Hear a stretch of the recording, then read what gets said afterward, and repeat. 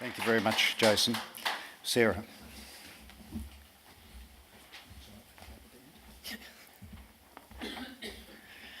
Hi there, everyone.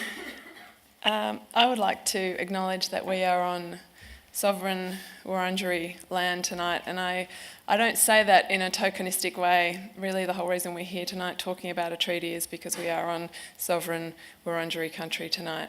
And I'm sure many of us in this room have been to some of the outstanding welcomes to country that some of the traditional owner groups in Melbourne do, in which I've had a very vivid picture painted for me of what this place looked like before the arrival of the settler coloniser, the invader.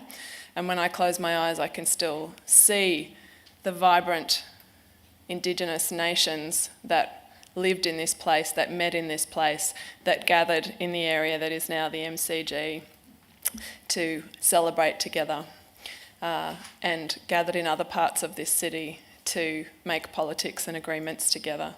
So that history is the reason that we are here talking about a treaty. And so I pay my great respects to those traditional owners. And like others have tonight, I acknowledge the extraordinary resilience of Aboriginal people in the face of the continuing violence of settler colonialism.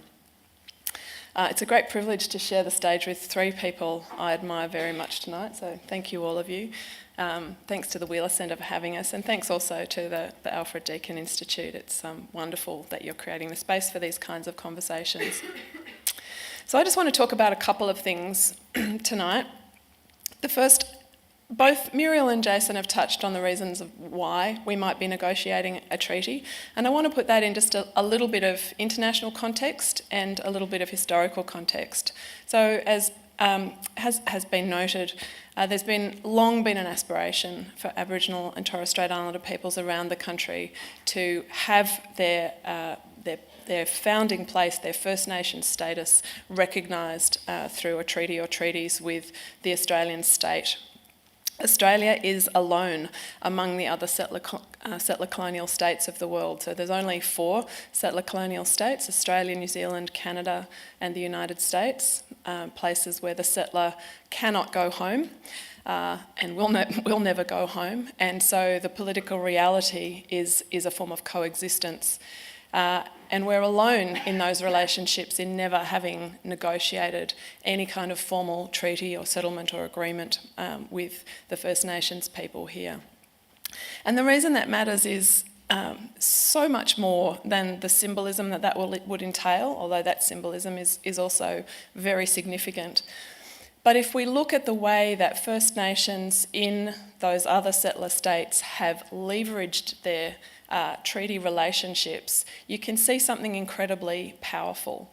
It's not just that there is the fact of their recognition as First Nations peoples, but they have used those treaty relationships, many of which were negotiated to exploit them.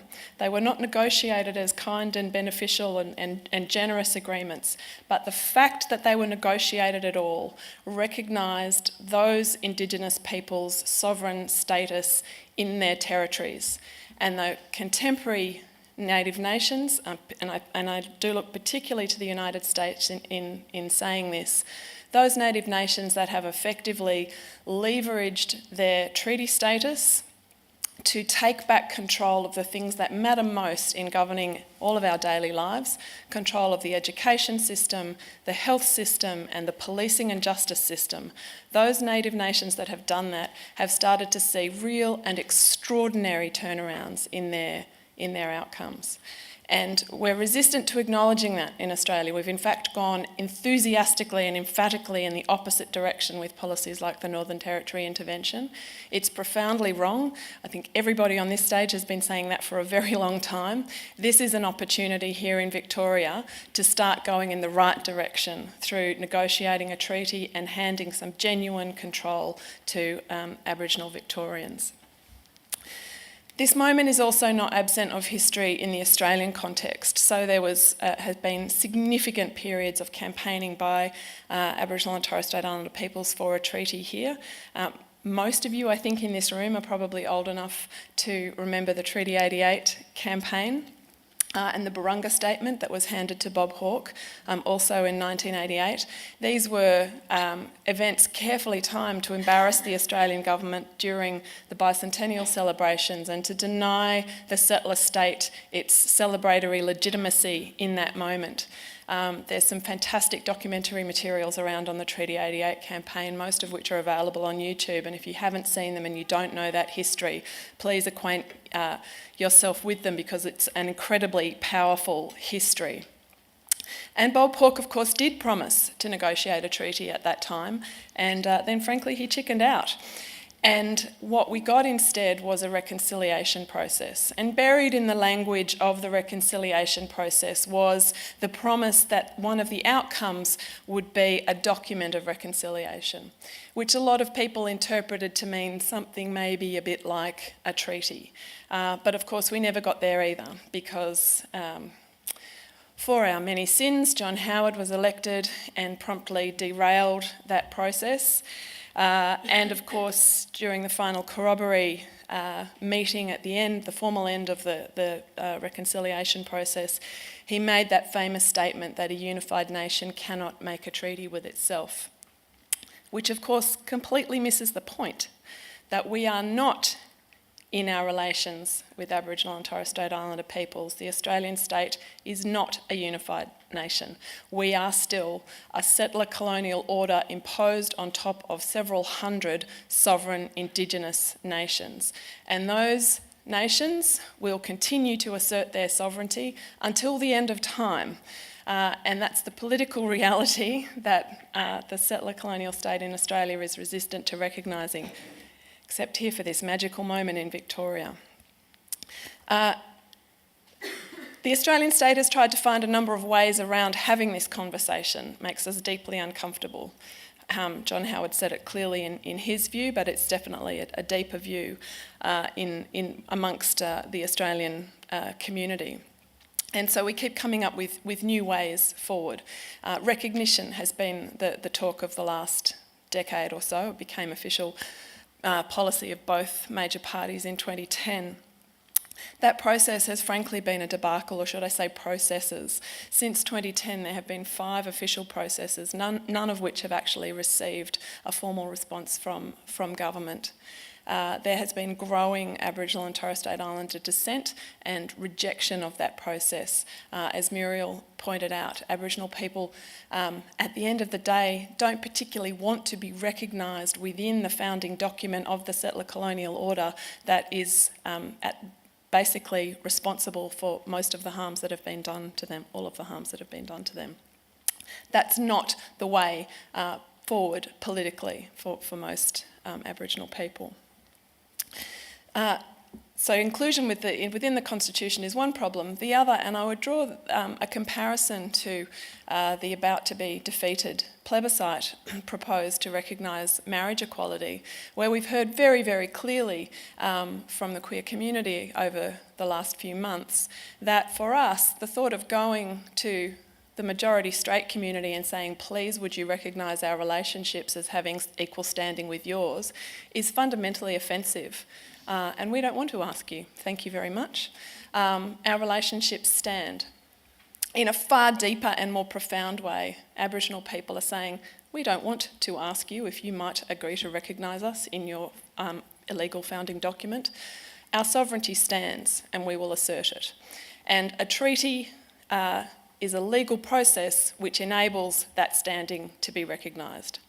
So that was kind of a long answer to why a treaty.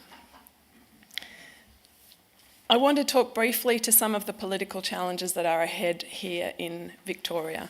This is, as I'm sure you are aware, an extraordinarily ambitious and exciting undertaking, but there are many pitfalls that will need to be navigated over the next few years, and we are talking years, not months, and they need to be navigated with great care and diplomacy. The first is one that Jason has alluded to, which has to do with who has standing in negotiating a treaty. This is obviously a critical first step, is establishing the kind of Aboriginal representative body that Jason has mentioned, and that process is underway at the moment. Muriel and others are involved in a working group that is listening and taking seriously the views of Aboriginal Victorians about what that body should look like. I think the most important thing is that that group has cultural legitimacy, that it is the right group. When other Aboriginal Victorians look at that group, they say, yes, those are the people that we trust to negotiate this treaty on our behalf. I'm not sure that I agree with Jason on its standing in legislation, and that's maybe something for conversation. I have an anxiety that if that body is drawn too closely into government, or is seen to be drawn too closely into government, it will in fact lose its legitimacy amongst the wider Aboriginal community, which would be deeply problematic. It also does, as Jason suggested, need to be robust enough and need to be understood by the wider community and by the Victorian government to be robust enough to survive internal disagreement. There will be internal disagreement. Those conversations amongst those people charged with negotiating on behalf of the wider community are not problematic. They are deeply, deeply important conversations, and they must be given space. And they must be given time to work those out without pressure, without criticism, and without the threat that they will be closed down if they don't all agree with one another, which is so often the message that's been given to Aboriginal people. So that is crucial. So the way in which this representative body is established, I think is going to be fundamental to its success. The other issue, though, to do with standing is who has a say on the non-Aboriginal side of the relationship. And I think there's some educating to do here. I have a fear that there might be a sense amongst the broader Victorian community, or those who have started thinking about it, or when they start thinking about it, that maybe everyone should have a say. But this is not a plebiscite. This is fundamentally not a plebiscite. It would be wildly inappropriate to imagine a time at which a proposed treaty might be put to a popular vote. The treaty to be negotiated here is between Aboriginal Victorians in however they decide to represent themselves and negotiate that agreement, and the Crown, fundamentally, in the form of the Victorian state government of the day. So that, I think, just needs to be understood as a given, that the wider community does not have a say. But that doesn't mean that there aren't popular political pitfalls to be navigated. And the first is that I think we need to start hearing very, very soon that this process has bipartisan support. It is a wonderful, wonderful thing that the Andrews government has initiated this process. But as we get closer to the next state election, the pressures on the Andrews government are going to get hotter, to mix my metaphors.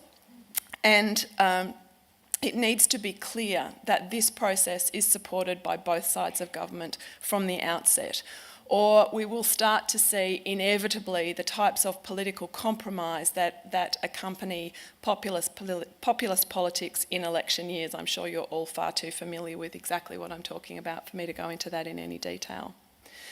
We don't want to see the treaty process become a political football in Victorian state politics. And I think that also goes to timing. It's crucially important that this treaty be negotiated by Aboriginal Victorians with the state government in as much time as it takes for Aboriginal Victorians to negotiate a treaty that they're satisfied with.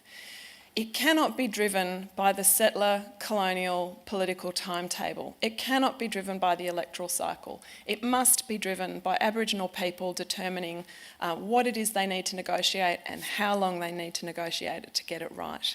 And I think that's also going to be a political challenge that whoever is in government is going to have to manage. I want to just conclude by, I guess, endorsing what Jason was saying about the fact that that may have sounded kind of negative, that this is going to be difficult and fraught and there are political challenges and it could all go terribly wrong. All of those things are true. But at the end of the day, this is an extraordinary opportunity for non-Indigenous Victorians to really demonstrate our understanding that Aboriginal culture is our culture. I've heard John Pilger say that Indigenous culture is in fact the only thing that's distinctive about Australian culture. The only thing that makes us different from any other country in the world. Lots of countries are multicultural, lots of countries have colonial backgrounds, lots of countries share our kind of political and cultural histories in other ways. The only thing that makes Australia distinctive is our Aboriginal and Torres Strait Islander cultures. And here in Victoria, we have an opportunity to celebrate that, to welcome this treaty negotiation process as a win-win.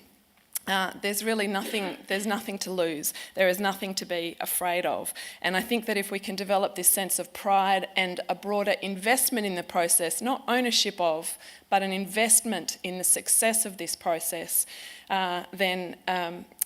and I think particularly we need to start doing that before the nuts and bolts of this enter the public domain and do start getting kicked around politically, then I think we can together create something of a political buffer against the criticism that will come from the shock jocks, from other jurisdictions, and to really embrace the extraordinary opportunity that this initiative presents. So thank you.